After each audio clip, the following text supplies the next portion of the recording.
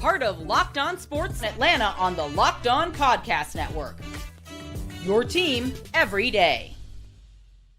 The Hawks Postcast, your home for the best Atlanta Hawks talk. It's quick hitting local insight after every game. You can't get anywhere but right here at Locked On. I'm your host, Tenitra Batiste. Alongside me is NBA and college basketball analyst DeShaun Tate. The Hawks Postcast is part of the Locked On Podcast Network, now the #1 sports podcast network. Well, one thing the Hawks will do is beat the Pels. We'll give you our takes on an impressive start to a 117-100 win tonight, and we'll tell you why that was the turning point. So let's get right into it. DeShaun, you said the unusual suspects won the game tonight. Specifically, the unusual. I've been waiting, I don't know how long, to see Zaccharie Risacher put together a strand of just, back-to-back games only, even if it's just those two games. Sometimes this season, it's like, can I just get two back-to-back quarters even? For the guy who's been the #1 pick and that we've invested so much into for our future. It was good to be able to see him do it tonight, but it wasn't just him. After, I think, the past 5 games, Mohamed Gueye, now granted, put an asterisk on it just a little bit, Mohamed Gueye definitely hasn't played nearly as many minutes as he typically would over the course of the last 5 games the way he did on tonight, but scoreless over the course of the last 5 games. Big time numbers of what you got from him on tonight. Of course, 10 rebounds is big time numbers for him, but just the way he impacts every game with things that don't always show up on the stat sheet with his energy, I feel like he kind of got back to that again. Luke Kennard, 6 consecutive double-digit scoring games for him. I don't really know what's gotten into him or what they're eating for breakfast, but I just challenge him to keep on doing it. It's just been those guys. I mean, even in some instances where you have Vit Krejci, which I think the team has been relying on quite a bit this year, especially with his perimeter shooting. He hasn't been nearly as consistent the last couple games. So like the old saying goes, next man up. They've definitely been doing that. And even I want to give a shout out to Dyson Daniels, where every single month, it may not be by a lot, but every single month, his scoring is continuously going up from 7 points a game in October or whatever it was, and then 2 more points every month, 2 more points. I think now he's up to somewhere close to 15. So just kind of getting back to the old Dyson Daniels that we were kind of used to seeing. I'm proud of this team, especially in the front court without Onyeka also. I like the front court, and you're right, Onyeka Okongwu not in the lineup tonight due to illness, but certainly the front court more than made up for that in their performance tonight, whether it was, as you mentioned, Zaccharie Risacher in the starting lineup going 25 points on 8 of 13 from the field, but 7 of 9 specifically from 3, and almost getting a double-double with 8 rebounds, and then seeing Kristaps Porzingis in 22 minutes off the bench, 13 points on 4 of 11 shooting, but more importantly, 4 of 8 from 3. And going back to Zaccharie Risacher as well, we saw that, although I think it was the last game where he kind of came alive in that third quarter, but unfortunately it was all for naught because he fouled out. So getting in foul trouble, and that was something that was troubling for us, and just 2 fouls tonight. So you kind of saw him clean up the boards and get back on defense a little bit better than he had in recent memory. And that's good to see. And for me, my take was that the wings went off like they should have, with 2 starting wings out for the New Orleans Pelicans, among other players, but particularly Herb Jones and Trey Murphy from the starting lineup, along with, like I said, several other players. They had 5 players out tonight. That's when you should eat. That's when you should cook. But at the beginning of the game, my question to myself was, would Jalen Johnson and the Hawks wings be able to take advantage? And going back to Zach, 9 points in that first quarter. He went 3 for 3 from deep. Perfect. And Jalen did too. 10 points on 5 of 6 shooting from the field. And I think that this is one of those games where, yes, you expected the Hawks to win. They've beaten the Pels in their other game this season. But on the same token, it's good to see the Hawks actually win a game that they're supposed to win and take advantage of mismatches when they're there. And I felt like that was exactly what we got out of Zaccharie Risacher. Even Jalen Johnson didn't quite get to his double-double, but he was right there with 19 points and 8 rebounds, 5 assists on the night, just one personal foul. And if I can just say this, I was also looking to see like what would happen in terms of how the Pelicans would defend Jalen Johnson, and they kind of didn't. But I think that I was also looking to see what kind of defense Quinn Snyder would kind of put out there and kind of who would be on who. And if I can just go back to what you said and kind of co-sign on Dyson Daniels, right? Because I wondered who Quinn Snyder was going to put on Derik Queen, because that was really my focal point. Not even Zion WIlliamson, to be honest. I wanted to see where was this team going to go with their defending of Derik Queen in the absence of Onyeka Okongwu. But Kristaps Porzingis coming off the bench, Mo Gueye playing more minutes than Asa Newell. So what will we get? But actually, Dyson Daniels did a nice job on Derik Queen earlier in the game.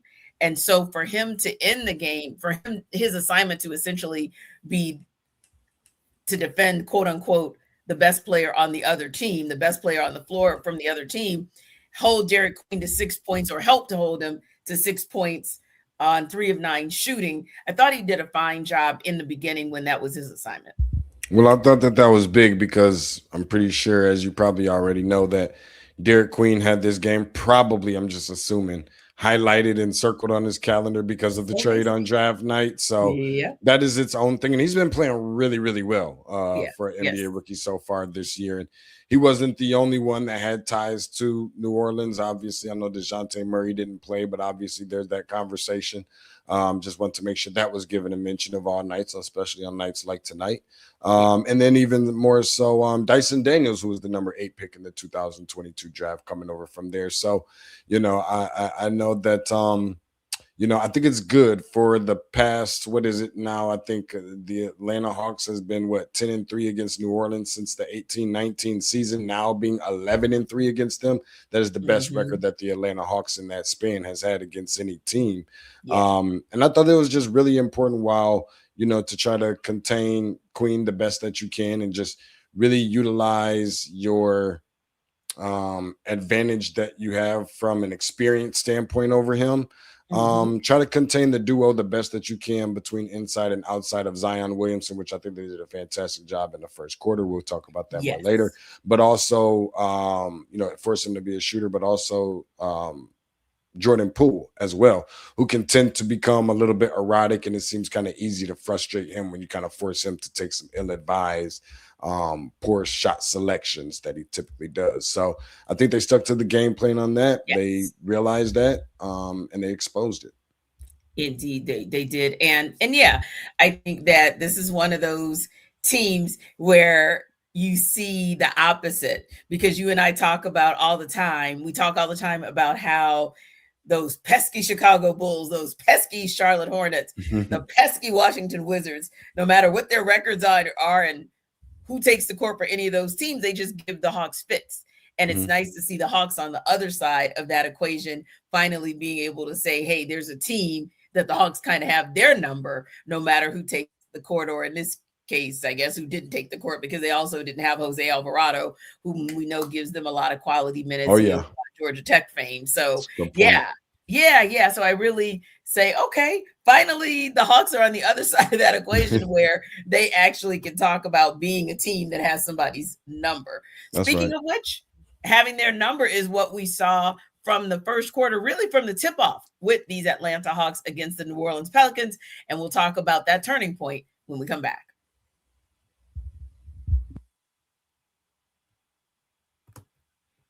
This episode of our Hawks Postcast is brought to you by FanDuel. The wild card round is here, and FanDuel is officially in playoff mode. Every game day during the NFL playoffs, FanDuel is giving customers even more ways to get in on the action, because right now, every NFL playoff game day, FanDuel users get a profit boost pack waiting for them inside the app. So each game day, you'll see a pack loaded with multiple profit boosts you can apply to the bets you like most. Open your profit boost pack, first thing on game day and see what boosts you want to apply. The boosts let you lean into your game day instincts, whether you're backing momentum, defense, quarterback play, or coaching. You make your picks, then apply your profit boosts to go after even bigger payouts while the playoffs get rolling. So visit FanDuel, an official sportsbook partner of the NFL, and grab your profit boost pack every NFL playoff game day. FanDuel, the official sportsbook partner of the NFL. This episode of our show is also brought to you by Rocket Money. Let's be real. Managing your finances can feel overwhelming between subscriptions you forgot about, bills that keep going up, and trying to figure out where all your money actually goes each month.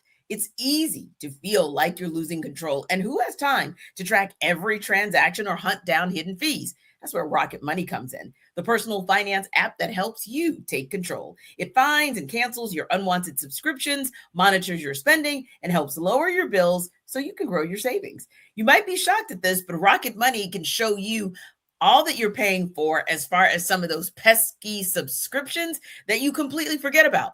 It's already saved money for me, can do the same for you. And Rocket Money tracks all your subscriptions and lets you cancel them right in the app with just a few taps. No more hunting down customer service numbers. So let Rocket Money help you reach your financial goals faster. Join at rocketmoney.com/locked on. That's rocketmoney.com/locked on. rocketmoney.com/locked on.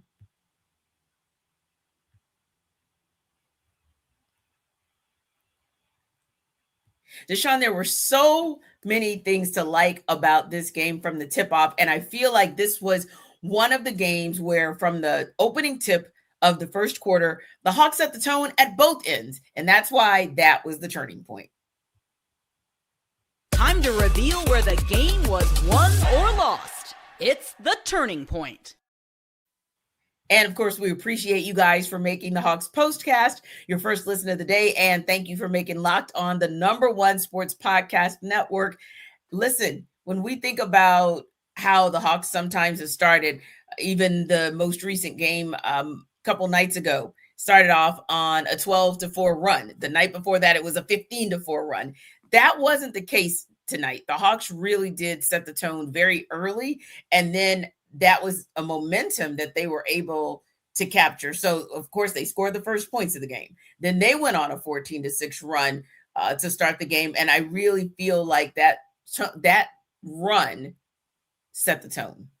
Speaking of that run and scoring the first points of the game, that was none other than Mohamed Gueye, the guy that, we've been kind of really looking forward to seeing, kind of get back to being who he was. I feel like there was a significant drop off. And again, I always have to preface it by saying it ain't always going to show on the box score, especially and from a scoring perspective. Mm-hmm. But just in the other areas that we tend to see him be successful and consistent and persistent in, we hadn't been seeing that as much. And he started it out with an alley-oop in the, striking blood first in this game. So I thought that was definitely good for him. And then also, if this team wants to be successful, if not at any other point, then right now, it's going to have to be that when you don't have a star player or one of your more dominant contributors on your team that's in the game, similar to how it was when Jalen Johnson went out last year, you got to be able to have that other guy that you groomed to be able to step up in these moments very early in his career, which is Zaccharie Risacher. In that first quarter, the first 6 minutes, in fact, he hit 3 threes. I think that was big for him, big for his confidence to get the crowd involved. Mm-hmm. And also you can see that it had probably been wearing on him a little bit just based off of how big of a deal that it was for him to come out that hot to his teammates that really kind of embraced him as well. And so, they also forced 7 turnovers in that first quarter, which I think was big for this team and helped them kind of get off to a hot start. So some of the offense, like you mentioned, from some of the key contributors that they needed it from, like Zaccharie Risacher, the turnovers on the defensive end, that's your peanut butter, that's your jelly. Put them together, you make a fantastic sandwich.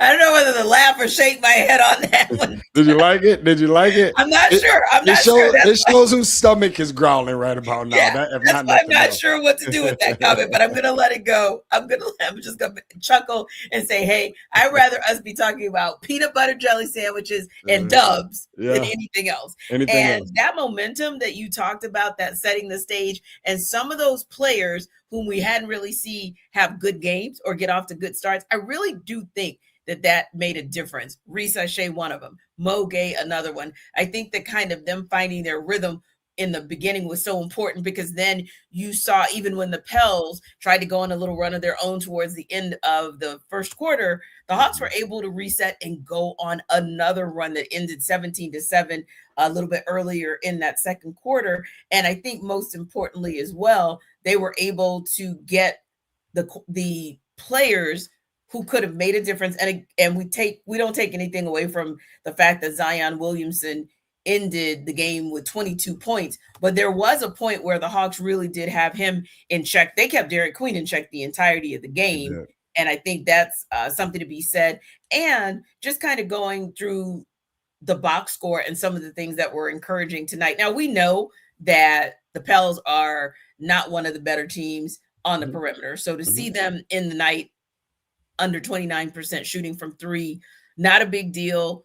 But to see the Hawks get to 38% is a big deal, because they really, I felt like they stroked the ball very well, especially their bigs, by the way. That to me was very, very impressive on a night where Nickeil Alexander-Walker didn't have his three-point ball dropping, only 2 of 12 from three tonight. So I think that was important. And then especially from the perspective of the fact that both of the teams didn't do so well, literally both about 64-65% from the free throw line, and both shooting right around 44-46% from the field. So where was the differentiator? The differentiator was in the fact that the Hawks as a collective were able to shoot the three ball well tonight. Well, I agree with that, Tenitra. And I think that the other thing is, when you factor in what Atlanta did from three being 38%, while that may not necessarily always be something to go write home to mom about, you were able to hold this Pelicans team to 29% from three. And while you were still down without one of your best bigs, being one of your best and only bigs right now, being Onyeka Okongwu, and you do have a guy that's 7'3", Kristaps Porzingis is not necessarily known for his interior defense or interior scoring or, rim protector, anything like that. To grab as many rebounds as they were able to be able to, score the amount of points in the paint that they were able to. Doing some of those things, I think, were very key, because they were just very important, en route for this win. And of course, it's always a big deal. Think about it. This team hasn't won at home at State Farm Arena. We always talk about the road wins. They hadn't won at home in back-to-back games since around Thanksgiving. I mean, we're talking easily about a month and a half, probably going on 2 months now at this point. So I thought that was, a really good sign for this Atlanta Hawks team, where things are clearly a little bit all over the place. They needed to put an exclamation point on this win on tonight and do what you're supposed. The first thing is doing what you're supposed to do. I feel like on the surface level, before you even start getting into the details and the nuts and bolts and the meat and potatoes of everything, can you do what you're supposed to do against the teams you're supposed to do it against? They checked that box on tonight, and if not nothing else, that's impressive enough within itself. Yeah, the only knock on them that I had, other than, of course, that pesky free throw line, was just that frustration in the first half of them just missing point blank shots, missing the bunnies. Like, when you're 7'3", 6'11", I really don't need you to be under the basket missing those shots. And the Hawks missed on 6 of 12. And again, this was a night where certainly, because that three ball was flowing, it didn't feel as bad as it could have been. But that's just something that for me is still kind of a fundamental, because that just tells me, hey, you need to pay attention to finishing at the rim, and you didn't. So again, a win is a win. A 117-100 win and sweep of the New Orleans Pelicans for the season series is a beautiful thing. But ultimately, fundamental basketball is important, and being able to get to the rim and finish at the rim, also important. Very. Just saying. So listen, we appreciate you guys as always for joining us. This, of course, is our Hawks Postcast. That's the number one place for you to hang out after every game. And it's part of the Locked On Podcast Network, your team every day. So, of course, remember to like and subscribe to our YouTube channel. And for more on the Hawks, including the reports and the reaction about the trade of four-time NBA All-Star Trae Young to the Washington Wizards for CJ McCollum and Corey Kispert, head on over to Locked On Hawks with our guy, Brad Rowland. We know that you guys dropped a lot of great comments in the comment section about how you feel about it. But if you want to have more conversation, whether you are in favor of the reported trade of Trae Young to the Washington Wizards, or whether you are disappointed and devastated and wondering how this team can go on without 11, take it all over to our guy, Brad Rowlands, who's waiting with reaction at Locked On Hawks. See you next time.